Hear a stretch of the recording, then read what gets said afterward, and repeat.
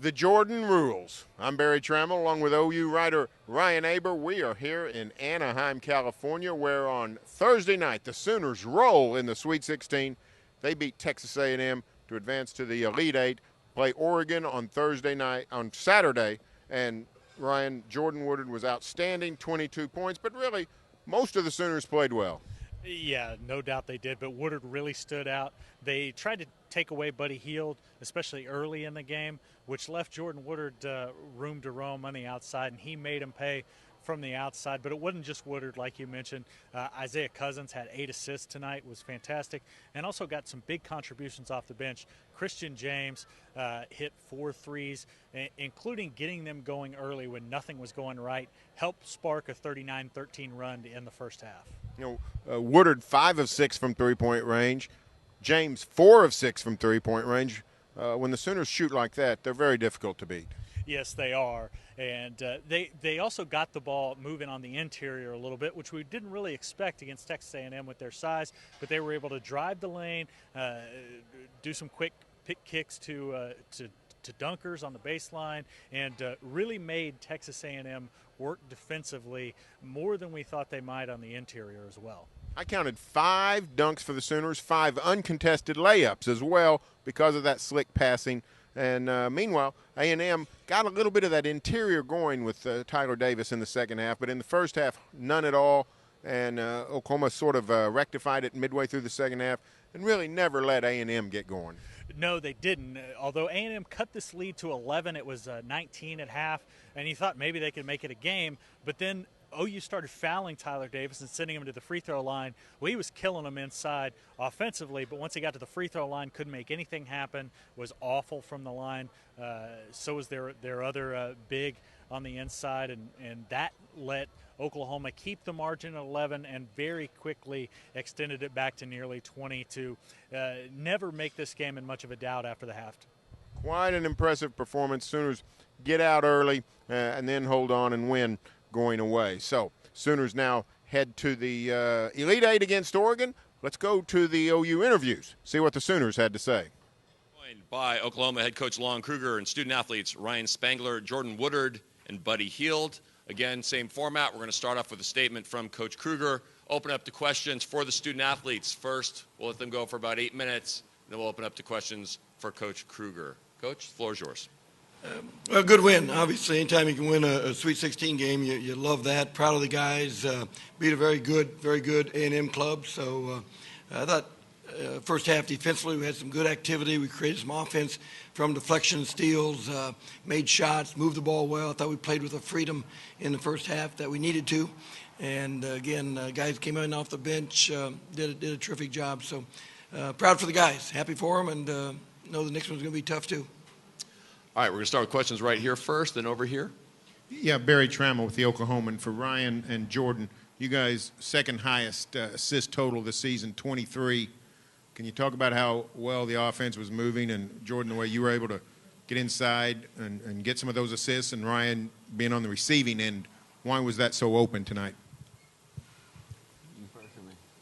Yeah, we had a lot of good ball moving. Coach been preaching it for us to, move around even without the ball, off-ball movement. And, the guards are able to get into the lane and find the bigs for easy layups and dunk to start out the game.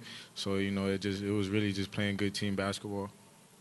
Kind of like he said, we had good spacing today and made sure, we kept the spacing and everybody out. And then we were getting out in transition and making easy passes to each other.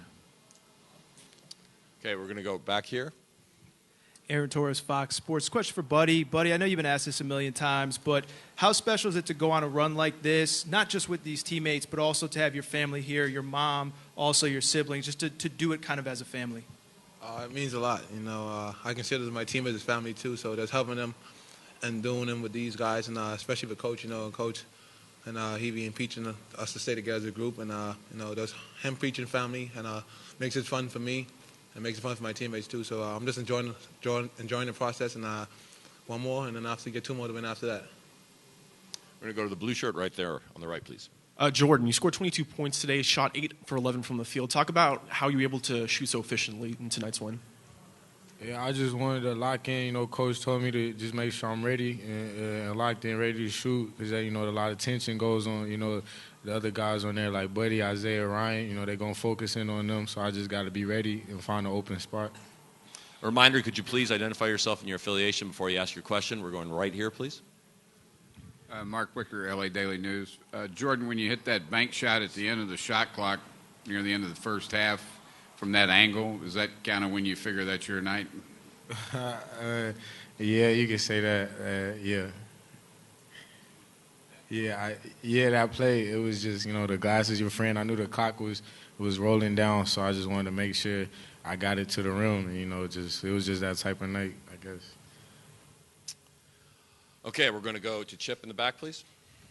Chip Howard, Sports Radio 1150. Ryan, you talked about this a little bit, but the interior passing and the easy layups and dunks that you were able to get, had you seen that ahead of time that maybe you were going to be able to do something like that against this defense? Well, we have you know, game plan set, and we knew we wanted to put their bigs in ball screens and roll towards the basket and you know, either get a shot with the guard or get a lob, and we were able to do that a couple times today. We're going to go right here, please. This is for Ryan. Mark Cannizzaro from the New York Post. When they made that little run early in the second half there, knowing what they had done on Sunday, was there any thought? Lon, you kind of called a quick time out there.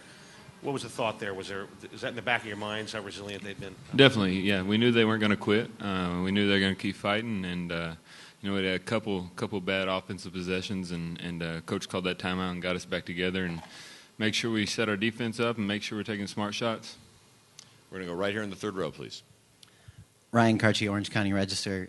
Buddy, Billy Kennedy said that they were focusing so much attention on you that at the beginning they'd kind of fallen asleep on the rest of the guys. Could you tell early that, you know, the rest of your teammates were going to have those chances with them focusing so much on you? For sure. You know, Coach prepared us early enough to know if they start double teaming or wherever.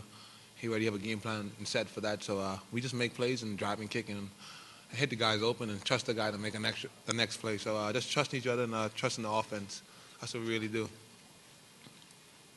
Okay, we're going to go to the black shirt on the aisle, please. Garen Emig of the Tulsa World. Buddy, when people break you guys down, it starts with you offensively and then usually goes to Isaiah. I know, though, you value what Jordan gives you and has given you all year. How happy are you for him to do what he did tonight, given the attention that you and Isaiah typically get? Oh, I'm really happy with Jordan. I told him earlier that, you know, when he does that, the whole game's open up for everybody because they don't know who to pick from. And they want to keep denying me the whole game. If I just step up and he just drive baseline and make a play. So, you know, Jordan's shooting the ball really well, and he's going to shoot the ball this coming Saturday too. So I'm just happy for him, and just, you know, just the best time of the year to keep it rolling for him. We have the tie right behind him, please. Justin Haidt from Sooners Illustrated. Buddy, you did a lot of work to get you guys here, but how much better are you guys when you don't have to do everything like you did like tonight? Oh, we're a lot better. You know, just sharing the ball, like everybody said earlier, and making plays and trusting each other. And our coach always said, once the ball is sticking in your hands, that's when we're stagnant and we can't be hunting for shots. So when we have ball movement, ball flow, everybody get good shots, and we're not shooting bad shots. We're shooting great percentage of shots. Right here on the aisle in the fourth row. Yeah, buddy, Barry Tramel with the Oklahoman. You got a big night from Christian. I think he had 12 points off the bench. You also got a hook shot from McNeese, which nobody saw coming. How much does it help when you get production like that from your bench guys? It means a lot, especially from Christian. You know, he's a freshman and he step up in these big situations, and our coach is putting him out there. And his confidence level was always high from when he first came in. He always had that swagger, that talk, and I'm just happy for him. And there's no surprise with money with that hook shot. You know, probably a surprise for y'all, but not for us. That's what he do every day. We have time for 3 more questions for the student athletes. We're going to go there and then 2 over here. John Shin, Norman Transcript. For Jordan, are you guys getting more comfortable playing in this tournament after 3 games in? Yeah, I feel like, you know, each step we get more locked in because we're getting closer to where we want to be. Coaches, they really just draw great game plans for us to execute, and, you know, it's our job to go execute it. So as a team, you know, we just got to stay locked in. Going right here in the second row in the blue shirt, please. Joe Helmer, OUinsider.com. For Ryan and Jordan, Can you talk about just what it means to you guys to be Oklahoma kids and be one win away from the Final Four? It's big time. Ever since Blake left, I kind of remember down years, and I wanted to come back here and play. And when Kruger got here, and he gave me the chance, and I think we've made the most of it, and I think our fans are proud, and I like to see our fans happy, and they deserve that. And so we got 3 more wins to get our goal, and so we're going to try to do that for our fans. The last question for the student athletes will be in the yellow shirt. Yeah, hi, Barry Orr from Sooner Sports Pad. You guys have talked a lot about the motivation you've had from losing this round game last year with Michigan State, and that you just wanted to get deeper than that. So how much joy can you take tonight from the fact that you did that?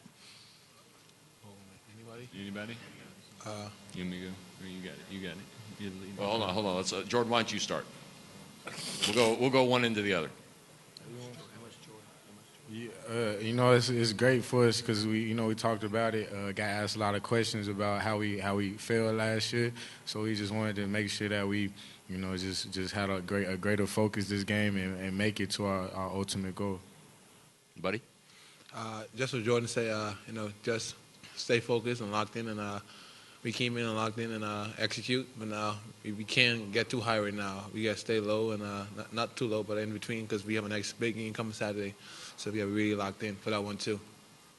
Kind of like they said, we'll enjoy this right now, but when we get back to the hotel, I'm pretty sure we'll probably watch some film and have a good practice tomorrow and watch some more film and get our minds right. All right, with that, we're going to thank the student athletes. Thank you, gentlemen. Congratulations. Okay, questions for Coach Kruger. We're going to start right there, the blue shirt. We're going to go right there. All right. Coach Kruger, Aaron Torres, Fox. Kind of the same question I just asked, Buddy. Every coach says they're not just building a program, but they're building a family. The fact that families are actually here, part of it, especially Miss Swan, who's coming all the way from the Bahamas to share this experience with you. It's really special. One of the satisfying things from a coaching perspective is to see these guys enjoy this activity, the tournament, with their family. It's one of the best things to derive from playing in the tournament, the memories that really last a lifetime. And for those families to be here and share it with their guys and talk about it and have the pictures, it's really special. They don't realize right now how special it will be 15, 20 years from now. But, we really think that's one of the best parts of the tournament, to see them enjoy it with their family. We'll go to John, please. Yeah, Lon, can you talk about being able to negate Texas A&M on the boards tonight, and how critical was that for you? They're a big club, and I thought we did a really good. Davis is really good down inside. I thought he got away from us a few times in the second half. He posted so deep. Thought we did a good job to open the ball game. Our perimeter guys helped with the activity, digging out, some passes, some dribbles, getting some deflections in there. But, to maintain I guess even with them on the boards is probably, we would have taken that going in, given their size. Okay, we're going to go right here to Barry, please. Yeah, I'm Barry Tramel with the Oklahoman. Can you talk about the passing, why it was so good? You're typically not a high assist team, but you passed the ball magnificently today. I thought our spacing was good. I thought our attack was good. Guys, again, we had a lot of transition opportunities that we converted, which increases the assist a bit. Then they step up and made shots. So, again, I thought the guys did a terrific job of playing with a good attack. Downhill, moving the ball, weren't tentative at all, and it's a good result. Coach Chip Howard from Sports Radio 1150. Coach Kennedy said that your quickness really hurt them. Going in, how much of an advantage do you think that was? Well, with their size, we're not bigger, so we hope to be quicker. And I thought we could attack, get it going downhill a little bit. They did a good job on Buddy. I thought Buddy had one of his really, he's so secure as a player in person that, 10 boards, moved the ball, delighted in his teammates, having a great first half especially. Thought this was a really good game out of Buddy, even though he didn't score what he normally does. But Buddy's probably the happiest guy about that because he's really happy to see his teammates step in and do that. Guys off the bench, Jordan obviously did great. Christian James came in and gave us a big lift. Jamani did a good job in there defensively, especially. Dante gave us some minutes. So really good to see that from our guys on the bench. We're going right here. Hey, Coach. Sam Vicini from CBS. Once you realized how much attention they were paying to Buddy, did you tell your guys to try and attack the rim a little bit more, knowing that you'd have a little bit more space to operate in the mid-range and around the rim? When people hug Buddy and deny him, that frees up some space on the interior. So anytime we can get by and create a 2-on-1 at the rim, we like that, of course. And again, when you take one of their defensive guys out of their rotation defensively because he's hugging Buddy, then that maybe frees up a few opportunities. But again, hugging Buddy is probably a pretty good plan too. We're going to go to John, please. Yeah, Lon, are these guys still improving as they go along? I liked their play last weekend in Oklahoma City. I thought we played better there than we had for 2 or 3 weeks. Today, of course, feel great about the way they played, the way they attacked, made plays for each other. Again, good to see different guys stepping in and contributing. So, yeah, I think we're playing as well right now as we have, since maybe mid-January, late January. Go to Ryan, please.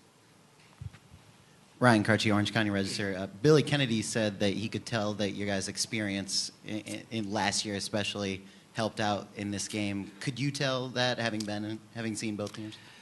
We got off, we're down 7 right off the bat. I thought our guys, poise at that time was good.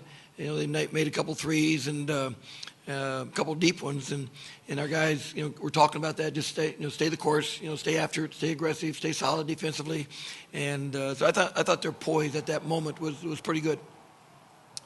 Any further questions? We're going to go right here. Lon, can you just talk about the overall quality of Jordan's game? It looked like he played some good defense on House, good part of the game. Of course, the shooting was, remarkable, 5 of 6. Just his overall game. Yeah, I thought Jordan was really good throughout, on both ends of the floor. Got some deflection, steals, moved the ball, made shots. Was really engaged the entire time, and I thought played really, really well. We got all the way in the back corner, please. Yeah, Chuck Culpepper from the Washington Post. Lon, I wonder what you think when you hear that there's a 28-year span between your first Elite Eight and now your third. It's pretty rare. I wonder what that makes you think. Hadn't thought about it. Glad to be here for sure. It obviously takes really good players to do that, and we've got a good bunch that loves to play, and very happy for them. Any further questions? Seeing none, thank you, Coach Thank Kruger. you. Thank you.